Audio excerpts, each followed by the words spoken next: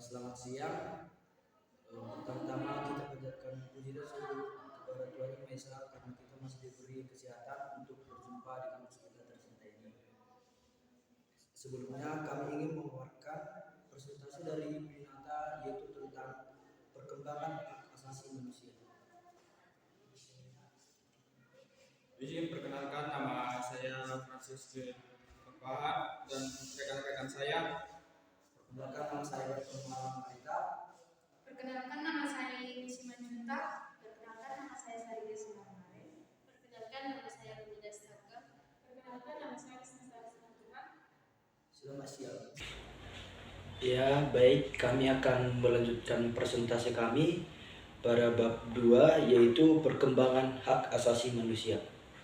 Perkembangan hak asasi manusia ini tidak terlepas dari keinginan masyarakat dunia internasional untuk membentuk suatu sistem hukum yang humanis dan memperhatikan hak-hak individu. Terdapat 4 pandangan tentang hak asasi manusia, yaitu pertama, pandangan universal absolut. Sebagai nilai-nilai universal sebagaimana dirumuskan dalam dokumen-dokumen hak asasi manusia dan profil sosial budaya yang melekat pada masing-masing bangsa dan tidak diperhitungkan. Yang kedua, pandangan universal relatif.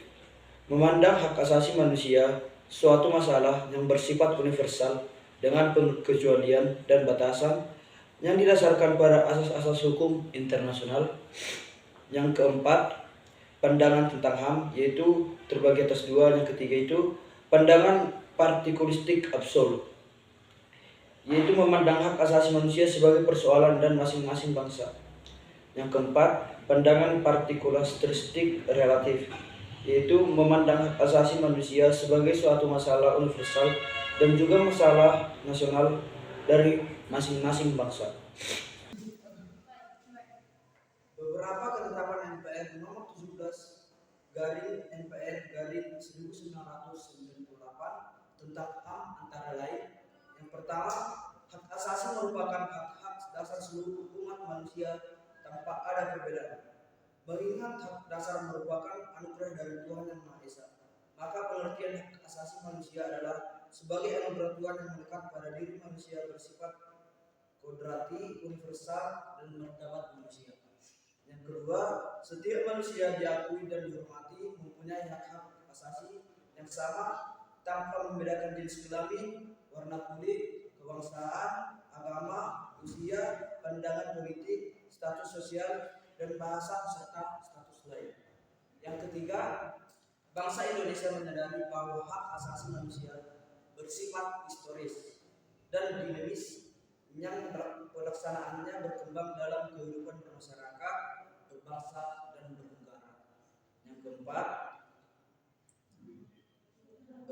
beberapa ciri pokok HAM, yaitu yang pertama, HAM tidak perlu diberikan, dibeli, atau diwarisi. HAM adalah bagian manusia secara otomatis. Yang kedua, HAM berlaku untuk manusia orang tanpa memandang jenis kelamin, ras, agama, etnis, politik, atau asal usul sosial. Yang ketiga, HAM tidak bisa dilanggar ketika seorang pun mempunyai hak untuk membatasi atau melanggar hak orang lain. Orang tetapi mempunyai hak HAM walaupun sebuah negara membuat hukum yang tidak melindungi atau melanggar HAM. Dalam pasal 1 ayat 3, perubahan ketiga ialah negara hukum. Menurut Sri Semantri mengemukakan 4 unsur penting negara hukum, yaitu yang pertama, bahwa pemerintah dalam melaksanakan tugas dan kewajibannya harus berdasarkan hukum atau perundang-undangan. Yang kedua, adanya jaminan terhadap hak asasi manusia atau warga negara. Yang ketiga, adanya pembagian kuasa dalam negara. Yang keempat, adanya pengawasan dari badan-badan peradilan. Secara umum, prinsip-prinsip dasar demokrasi dalam kehidupan bernegara yaitu: 1. Menetapkan warga negara sebagai sumber utama kedaulatan. 2. Mayoritas berkuasa dan terjamin hak bebas. 3. Pembatasan pemerintah. 4. Pembatasan dan pemisahan kekuasaan negara yang meliputi, yaitu a. Pemisahan wewenang kekuasaan berdasarkan garis politik. B. Kontrol dan keseimbangan keseimbangan lembaga-lembaga pemerintah.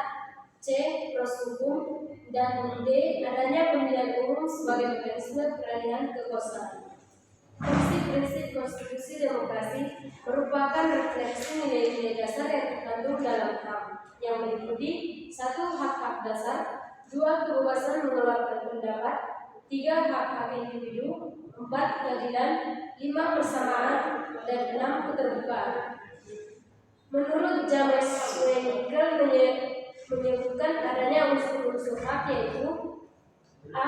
Masing-masing hak mengidentifikasikan suatu pihak sebagai pemilik atau pemegangnya. B. Hak adalah suatu kebebasan atau keuntungan kita. C. Suatu hak yang ditetapkan secara lengkap akan pihak-pihak yang harus berperan mengusahakan persediaan kebebasan atau keuntungan yang diidentifikasikan oleh ruang lingkup hak tersebut.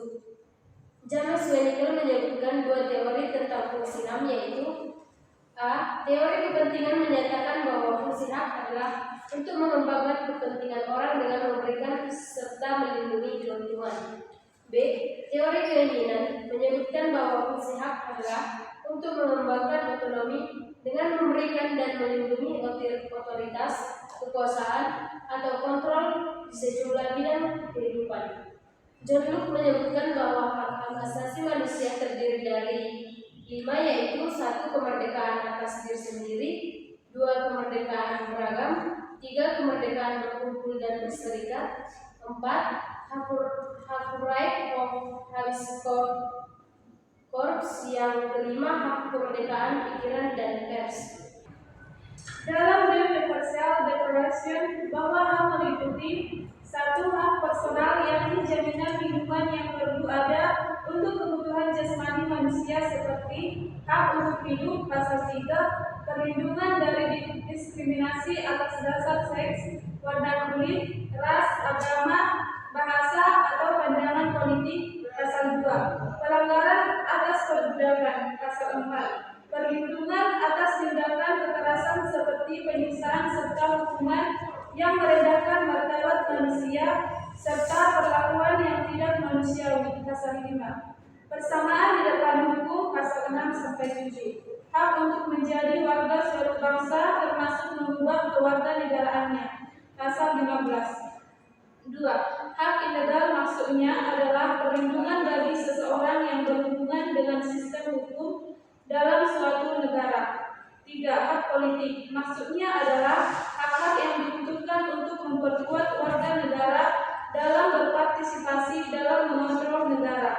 Hak-hak substansi adalah menjamin adanya sumber daya untuk menunjang minuman seperti hak untuk mendapatkan makanan dan pelayanan kesehatan pasal 25. 5. Hak ekonomi dan di dalamnya termasuk hak akan social security pasal 22. Hak untuk memperoleh dan memiliki pekerjaan yang sama, upah yang adil dan layak untuk kehidupan diri dan keluarganya sebagaimana layaknya manusia yang bermartabat serta berbagi perlindungan sosial lainnya pasal 24. 6. Hak sosial mencakup hak kehidupan pribadi pasal 12. Hak untuk menikah dan membina rumah tangga pasal 16 dan hak memperoleh pendidikan pasal 27. Muhammad Tajir Ashari melahirkan 5 konsep negara hukum yaitu 1. Negara hukum menurut Al-Quran dan Sunnah. Untuk konsep ini Ashari cenderung menggunakan istilah demokrasi Islam. 2. Negara hukum menurut konsep Eropa kontinental yang dinamakan mode negara hukum ini diterapkan misalnya Belanda, Jerman, dan Prancis. 3. Konsep rule of law yang diterapkan di negara-negara Anglo-Saxon antara lain Inggris dan Amerika Serikat. 4. Suatu konsep yang disebut solidaritas legality yang diterapkan antara lain Uni Soviet sebagai negara komunis. 5. Konsep negara hukum Pancasila ada 4 unsur pokok negara hukum yaitu 1. Kemampuan dan perlindungan terhadap HAM. 2. Negara didasarkan pada teori trias politica. 3. Pemerintah didasarkan pada undang-undang. 4. Ada peradilan administrasi negara yang bertugas mengenai kasus perbuatan melanggar hukum oleh pemerintah. Demikian pula Soeterma mengatakan bahwa unsur-unsur Rektorat adalah 1. Kepastian hukum, 2. Persamaan, 3. Demokrasi, 4. Pemerintahan yang melayani kepentingan umum. Libus M. Matthew mengemukakan ciri Rektorat adalah 1. Adanya undang-undang dasar atau konstitusi yang memuat ketentuan tertulis tentang hubungan antara penguasa dan rakyat. 2. Adanya pembagian kekuasaan negara. 3. Diakui dan dilindunginya hak-hak kebebasan rakyat. Menurut Sri Somentri menentukan syarat-syarat yaitu 1. Adanya proteksi konstitusional. 2. Adanya pengadilan yang bebas dan tidak memihak. 3. Adanya pemilihan umum yang bebas. 4. Adanya tugas oposisi sivil. Konstitusi yang dikemukakan oleh beberapa pakar. 1. APDK. Hukum tata negara atau ketentuan-ketentuan tata negara di Inggris terdiri dari 2 macam ketentuan yaitu A. Ketentuan-ketentuan yang digolongkan sebagai kaidah hukum yaitu kaidah hukum tata negara. B. Ketentuan-ketentuan yang tidak termasuk sebagai kaidah hukum yaitu konvensi ketatanegaraan akhlak. 2. ECS Right mengemukakan penjelasan terhadap apa yang dimaksudkannya dengan konvensi ketatanegaraan. Konvensi adalah aturan untuk panduan bagi mereka yang menjalankan misi pemerintah. 3. Herman Finner memulai uraiannya tentang konvensi ketatanegaraan dengan merumuskan pengertian. Dalam buku ini beliau menulis konvensi adalah aturan atau asas pemahaman atau prinsip tidak tertulis tentang perilaku politik. 4. Kacewer mengemukakan bahwa konvensi ketatanegaraan adalah segenap kebiasaan atau tindakan ketatanegaraan yang bersifat standar yang dilakukan dalam menyelenggarakan aktivitas bernegara. Kritikal. 1. Bias di pasar dari pembentukan negara kuat saja abaikan negara lemah. 2. Normatif. Banyak aturan tak minim penerapan nyata. 3. Watergate terlalu didominasi nilai barat, kurang menghargai budaya lokal. 4. Ketimpangan akses, kelompok rentan sering sulit mendapatkan keadilan. 5. Hak versus kepentingan nasional, sering dikorbankan demi alasan stabilitas atau keamanan. Analisis. Perkembangan HAM mencerminkan upaya global untuk melindungi martabat manusia. HAM terus berkembang dari hak-hak sipil dasar menjadi hak ekonomi, sosial, budaya, hingga lingkungan. Namun, implementasi sering terhambat oleh konflik kepentingan politik, budaya, dan ekonomi. Meski ada kemajuan signifikan seperti pengakuan hak perempuan dan minoritas tentang seperti pelanggaran HAM di zona konflik dan kepentingan global masih membutuhkan perhatian serius. Kesimpulan, hak asasi manusia dan kebebasan manusia harus dilindungi dengan segala cara. Jika tidak ada asasi manusia dan kebebasan itu dirampas, maka akan merugikan kehidupan manusia. Tuntutan suatu politik negara dapat mengubah hak asasi manusia, tetapi hak asasi manusia tidak boleh sepenuhnya dirusak.